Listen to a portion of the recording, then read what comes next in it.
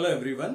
इस लेक्चर में हम फिक्स बायस सर्किट कॉन्फ़िगरेशन करेंगे और इस सर्किट के लिए हम जितने भी डिफरेंट पैरामीटर्स हैं ऑपरेटिंग पॉइंट को फाइंड आउट करने के लिए, जैसे बेस करंट है, कलेक्टर है, कलेक्टर वोल्टेज है जिसको VCE बोलते हैं, ये सारे के सारे पैरामीटर्स हम उस सर्किट के लिए निकालेंगे।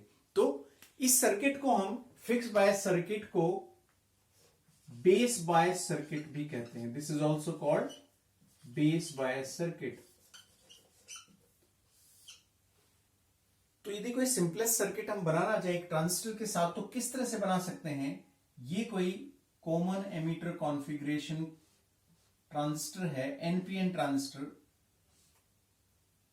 इसमें यहां पर कोई RC है जिसको आउटपुट रेजिस्टेंस हम कहते हैं, और यहां पर हम एक बैटरी कनेक्ट कर दें।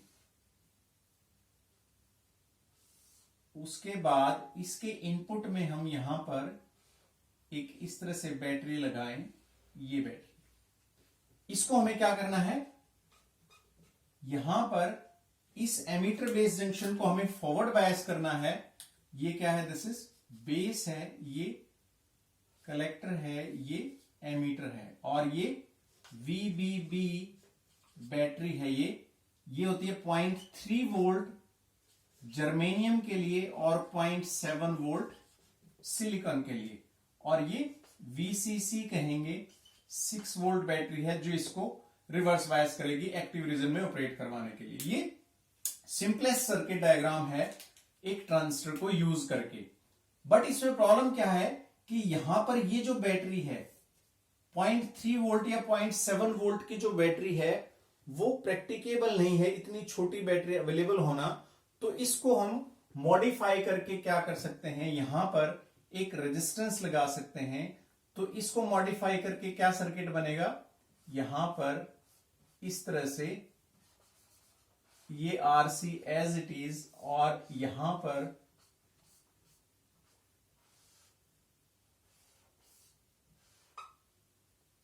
पर हम क्या करें? एक बेस रेजिस्टेंस हम लगा दें यहां पर RB, और इसको हम VBB जो है ये बैटरी अब हम 1.5 वोल्ट के आसपास ले सकते हैं, और इस रेजिस्टेंस को हम सेट करके यहां पर जो वैल्यू है, क्या वैल्यू है? ये बेस है, ये एमीटर है, और ये कलेक्टर है। ये जो VBE है, दिस इज VBE, ये 0.7 वोल्ट या 0.3 वोल्ट, मैंने बताया आपको कि ये सिलिकॉन के लिए है और ये जर्मेनियम के लिए, ये रिक्वायरमेंट रहती है हमारी। तो इस तरह से हम इस सर्किट को बना सकते हैं। ये VCC है, यहां पर ग्राउंड है। अब ये इसको मॉडिफाई करके जो सर्किट हमने बनाया है, इस सर्किट को फिक्स बायस सर्किट कहते हैं। क्या कहते हैं इसको? फिक्स बायस सर्किट कहते हैं। अब यहां पर यदि हम देखें तो यहां पर हमने दो बैटरी कनेक्ट कर रखी हैं, एक VCC है और एक VBB है। अब क्या है कि दो बैटरी कनेक्ट करना प्रैक्टिकेबल नहीं है, तो इसके लिए हम क्या करें? इस सर्किट को हम किस तरह से भी बना सकते हैं? इसको यदि हम बनाना चाहें तो इसको मैं यदि ऊपर की तरफ दिखाऊं, यहां पर ये बैटरी है, यहां पर VBB, और यहां पर RB रेजिस्टेंस लगा हुआ है ये, और यहां पर RC रेजिस्टेंस था यहां पर, और जो VCC बैटरी थी उसको मैं यहां पर लगा दूं, इसको क्या कर दूं? ग्राउंड कर दूं। दिस इज VCC, और यहां पर ये ग्राउंड। तो इसका मतलब बिल्कुल सेम यही है। अब हम क्या करें? इसको मॉडिफाई करें कि इसकी बजाय ये जो दो बैटरी हमने कनेक्ट कर रखी हैं, हम यहां पर एक बैटरी कनेक्ट कर दें। इसकी यहां पर क्या कर दें? हम एक बैटरी लगा दें यहां पर इस टाइप से, ये ग्राउंड है यहां पर, और इस RB को हम वैल्यू को हम चेंज करके हम इस तरह से लगाएं कि जो बेस करंट है हमारा, ये जो VBE आएगा, ये 0.3 वोल्ट या 0.7 वोल्ट हमें मिले। 0.7 वोल्ट मान के चलते हैं हम, क्योंकि सिलिकॉन ट्रांजिस्टर हम मोस्टली यूज करते हैं, क्योंकि सिलिकॉन जो है वो इजीली अवेलेबल है, अबंडेंट फॉर्म में है, तो इसलिए सिलिकॉन के ट्रांजिस्टर्स ज्यादा यूज होते हैं। तो यहां पर इस तरह से और ये यहां पर RC लगा हुआ है, ये RB लगा हुआ है। अब ये जो VCC है ये पोटेंशियल डिफरेंस की फॉर्म में है, तो इसको हम मॉडिफाई करना चाहें इस सर्किट डायग्राम को तो किस तरह से बना सकते हैं, यहां पर इसको इस तरह से,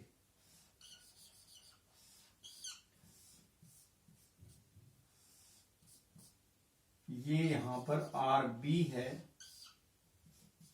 और ये RC है, और यहां पर कहें कि इसको ये VCC है, ये प्लस कनेक्टेड था तो इसको हम क्या कह सकते हैं, यहां पर प्लस कहेंगे इसको यहां पर। तो ये हमारा फाइनल सर्किट बना किसका, फिक्स बायस सर्किट का। मींस के इस तरह से मॉडिफाई करके, इनमें कोई भी डिफरेंस नहीं है, इसको इस तरह से लिखे हम। तो ये डबल बैटरी थी, यहां पर इसको हमने चेंज करके यहां सिंगल बैटरी कर दिया। सिंगल जैसे वहां पर प्लस VCC लिख रखा है हमने, तो इसको हम कहते हैं पोटेंशियल एट पॉइंट। क्या कहते हैं, पोटेंशियल एट पॉइंट। जबकि इस तरह से जो बैटरी लगाना है, ये जो लगा हुआ है पॉजिटिव नेगेटिव, इसको हम क्या कहते हैं, पोटेंशियल डिफरेंस। क्या बोलेंगे इसको, दिस इज पोटेंशियल डिफरेंस। तो ये हमारा क्या है, सर्किट डायग्राम है किसके लिए, फिक्स बायस सर्किट के लिए। एक बार फिर से हम ड्रॉ करते हैं, यहां पर ये डायग्राम है, यहां पर ये दो रेजिस्टेंस हैं और यहां पर ये ग्राउंड है इस तरह से।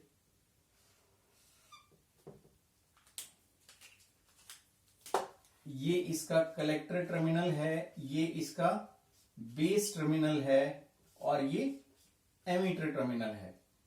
ये जो वोल्टेज है, देखो यहां पर हमें नोटेशंस का ध्यान रखना है हमेशा ही, क्योंकि करंट जो है वो प्लस टू माइनस फ्लो करेगा। ये VBE है इनपुट वोल्टेज, और यहां पर क्या फ्लो करेगा, बेस करंट फ्लो करेगा। और ये क्या है, this is RB base resistance है, और ये प्लस VCC है और ये RC है। यहां पर इनके जो बीच में जो वोल्टेज है, ये प्लस और ये माइनस, इस वोल्टेज को हम क्या कहते हैं, VCE कहते हैं। अब यहां से जो करंट फ्लो करेगा इसके अक्रॉस, उसको हम कहेंगे IC कलेक्टर करंट। इसको हम अंदर की तरफ लिख देते हैं, यहां पर ये RC है, तो कलेक्टर करंट यहां पर फ्लो करेगा। अब हमें ऑपरेटिंग पॉइंट के लिए किस किस चीज की रिक्वायरमेंट है, कैसे था ऑपरेटिंग पॉइंट हमारा, ये यहां पर इस तरह से यदि हम देखें तो VCE की रिक्वायरमेंट है हमारी, और ये कलेक्टर करंट की रिक्वायरमेंट है, और यहां पर क्या रहेगा, ये बेस करंट की वैल्यूज हैं, डिफरेंट बेस करंट की वैल्यूज हैं। ये बेस करंट हमें क्यों रिक्वायर्ड है, क्योंकि वो इस DC लोड लाइन जहां पर ये क्रॉस करेगा वो बेस करंट के अकॉर्डिंगली हमें निकालना है। तो हमें इन पैरामीटर्स के अंदर क्या क्या कैलकुलेशन करनी है, IB हम निकालेंगे, उसके बाद IC हम देखेंगे, एंड देन VCE हम देखेंगे। ये पैरामीटर्स हमें कैलकुलेट करने हैं इस सर्किट के अंदर। अब इन पैरामीटर्स के लिए जब बेस करंट हमें निकालना है, तो ये इसका इनपुट सेक्शन है। एक बात और बता दूं, यहां पर ये जो प्लस VCC लिखा हुआ है, बहुत सिंपल सा क्वेश्चन है, बट कई बार पूछते हैं कि यहां पर प्लस VCC क्यों लिखा हुआ है, जबकि इसको ये फॉरवर्ड बायस करेगा और इसको रिवर्स बायस करेगा। तो एक ही टाइप की बैटरी लगी हुई है यहां पर। अब देखो यहां पर ये ट्रांजिस्टर कौन सा है, NPN ट्रांजिस्टर है। इसका मतलब इसके N से इसका पॉजिटिव सिरा जुड़ा हुआ है बैटरी का, तो इसका मतलब ये क्या हुआ, रिवर्स बायस। और इस पॉजिटिव से बेस का पॉजिटिव जुड़ा हुआ है, P टर्मिनल जुड़ा हुआ है, तो ये फॉरवर्ड बायस हुआ। तो इसलिए ये प्लस VCC इसको रिवर्स बायस करेगी कलेक्टर जंक्शन को, और बेस जंक्शन को क्या करेगी, फॉरवर्ड बायस करेगी। तो ये हमें ध्यान रखना है। अब IB कैलकुलेशन के लिए हमें क्या करना है, इसका यहां पर इसके इनपुट सेक्शन पे इक्वेशन लिखनी है। यदि इसको हम देखना चाहें तो जो इनपुट करंट है वो किस तरह से फ्लो कर रहा है, IB यहां VCC से होके इस आरबी के थ्रू और यहां से आते हुए इस तरह से ग्राउंड होगा। ये इनपुट करंट है। इनपुट करंट का मतलब यदि इनपुट सेक्शन में हम इक्वेशन लिखें, यहां पर इनपुट सेक्शन में यदि इक्वेशन लिखें तो क्या इक्वेशन आएगी यहां पर, ये VCC Kirchhoff's voltage law use करके मैंने पहले बताया था आपको, वीसीसी और ये आरबी है, इसके अक्रॉस पोटेंशियल क्या होगा, आई बी गुना में आरबी, और ये प्लस होगा और ये माइनस होगा। तो यहां पर माइनस आई बी आर बी, ये माइनस क्यों आया यहां पर और वीसीसी प्लस क्यों आया, बिकॉज ये जो वोल्टेज है यहां पर, इस प्लस का मतलब है कि यहां पर प्लस है और ये माइनस है, प्लस माइनस, तो ये माइनस टू प्लस हम आए हैं तो हमने इसको प्लस लिया है यहां पर, और प्लस टू माइनस हम गए हैं तो हमने माइनस लिया है, और यहां भी प्लस टू माइनस है तो ये माइनस वीबीई आएगा यहां पर भी। तो अब यहां पर आईबी की वैल्यू को हम कैलकुलेट कर सकते हैं। आईबी की वैल्यू क्या आ जाएगी, यहां पर इसको इस साइड में करके VCC minus VBE divided by RB, और हमें पता है ये जो वीबीई की वैल्यू है ये 0.7 वोल्ट है, तो इसको हम नेग्लेक्ट कर सकते हैं। तो आई बी अप्रोक्सीमेटली इक्वल टू किसके आएगा, वीसीसी डिवाइडेड बाई आरबी, ये वैल्यू हमारे पास आई है। अब यहां पर वीसीसी हमारे पास क्या है, फिक्स वैल्यू है, जो भी हम वोल्टेज यहां पर वीसीसी अप्लाई करेंगे ये फिक्स वोल्टेज अप्लाई होगी यहां पर, और इस बेस रेजिस्टेंस की वैल्यू भी क्या है, फिक्स है, इसलिए इस आईबी की वैल्यू भी क्या आएगी, फिक्स वैल्यू आएगी। तो इसलिए ये सारे के सारे पैरामीटर फिक्स पैरामीटर हैं, इसलिए इस सर्किट को हम क्या कहते हैं, फिक्स्ड बायस सर्किट कहते हैं। इसलिए इसको क्या कहते हैं, फिक्स्ड बायस सर्किट कहते हैं। अब और क्या कैलकुलेट करना है हमें, यहां पर ये आईसी कैलकुलेट करना है एंड वीसीई कैलकुलेट करना है। तो आईसी के लिए हमें पता है कि जो आईसी है वो इज इक्वल टू किसके है, beta I B plus beta plus 1 into I C B O, या आप इसको क्या कह सकते हैं, इसको हमने क्या लिखा था, ये किसके बराबर है, आईसीईओ के।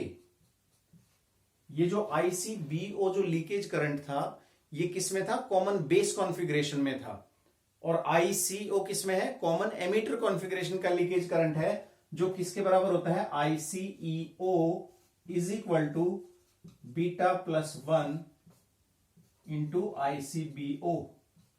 सो इस इक्वेशन को हम क्या कह सकते हैं, IC is equal to beta into I B plus ICEO. अब ये जो लीकेज करंट है ये थोड़ा सा बड़ा होगा, ज्यादा होगा, बट इसके वजह से ज्यादा एरर नहीं आएगा, तो यहां पर हम क्या लिख सकते हैं, IC approximately equal to beta into I B, और यहां पर ये जो बीटा इंटू आई बी है, इस आई बी की इक्वेशन को हम लिख सकते हैं यहां पर IC is equal to beta, and I B की वैल्यू हम पुट कर सकते हैं, ये पूरी वैल्यू हम ले सकते हैं यहां से, क्या है, VCC minus VBE divided by RB. तो इससे हमारा क्या निकल जाएगा, कलेक्टर करंट निकल जाएगा, बिकॉज वीसीसी हमें पता है, वीबीई पता है, आरबी पता है, बीटा भी हमें पता है कि ट्रांजिस्टर का बीटा क्या यूज कर रखा है। अब वीसीई के लिए हम क्या करेंगे, वीसीई निकालेंगे, तो ये वीसीई है हमारे पास, इस वीसीई के निकालने के लिए हमें क्या करना पड़ेगा, इसके आउटपुट सेक्शन में इक्वेशन लिखनी पड़ेगी। आउटपुट सेक्शन का मतलब है कि यहां से इस तरह से ये करंट फ्लो करेगा यहां पर, तो इसको रब कर देते हैं हम यहां से। तो आउटपुट सेक्शन में क्या इक्वेशन आ जाएगी, आउटपुट सेक्शन में यहां पर प्लस वीसीसी, उसके बाद आईसी इंटू आरसी, ये प्लस और ये माइनस, इट मींस माइनस आएगा यहां पर आईसी इंटू आरसी, और प्लस टू माइनस गए हम तो वीसी को भी हम क्या लेंगे, minus VCE is equal to 0। ये किरचॉफ्स वोल्टेज लॉ लगा के हमने इक्वेशन लिखी, यहां पर हमें वैल्यू किसकी चाहिए, वीसीई की वैल्यू। तो अभी इस वीसीई को हम एक साइड में निकाल लेंगे, तो यहां पर वीसीसी माइनस आईसी आरसी, ये वैल्यू किसकी आ जाएगी, वीसीई की वैल्यू आ जाएगी। अब ये जो वैल्यूज हैं यहां पर वीसीसी हमें पता है कि कितनी वोल्टेज हमने बैटरी लगाई है यहां पर, आईसी कलेक्टर करंट हमने फाइंड आउट किया है यहां पर, और आरसी की वैल्यू क्या रहती है, फिक्स रहती है, ये भी हमें पता है, तो इसलिए वीसी की वैल्यू भी हम फाइंड आउट कर लेंगे यहां पर। तो इस तरह से ये डिफरेंट पैरामीटर्स हमने निकाले हैं किसके लिए, फिक्स्ड बायस सर्किट के लिए। अब हम देखते हैं कि जितने भी पैरामीटर्स हमने फाइंड आउट किए हैं फिक्स्ड बायस सर्किट के लिए, ये हमारी बायसिंग सर्किट की जो 3 रिक्वायरमेंट हमने प्रीवियस लेक्चर में देखी थी उनको मीट आउट करते हैं या नहीं। कौन कौन सी थी 3 requirement? First, selection of the operating point in the middle of load line.